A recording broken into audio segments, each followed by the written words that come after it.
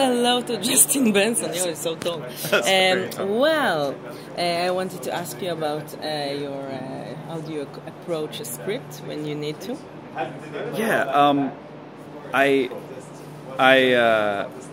think that just don't wait for inspiration, and I'm probably like plagiarizing Stephen King's book on writing right now. But I think the biggest thing is just not waiting for inspiration and just writing every single day. And something happens when you write every single day that you just come across these things in your own mind that you would never come across otherwise. And yeah, I don't know, something just happens. I wish there were some strategy or some like thing in the process, but to me it's just like, oh, if you just every single day you're like, I'm gonna write at least 2 or 3 hours. That's really? At least for me, I've always just writing something. Just writing anything. Really?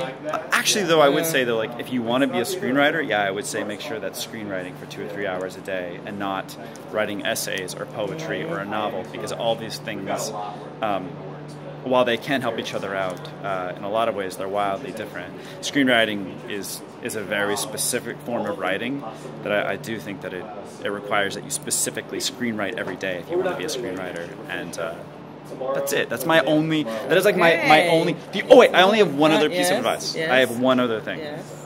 2 other things actually. One is I truly believe that you should always just assume that natural talent does not exist, and that anything in writing is just earned by doing it for hours and hours and hours and hours.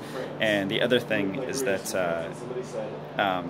everyone has tragedy in their life, and whatever yours is, and to whatever degree your tragedy is, and if you want to be a screenwriter, or you want to write novels, or you want to be a photographer, or whatever it is, that you're putting that tragedy into that, and you're not putting it into self-destructing.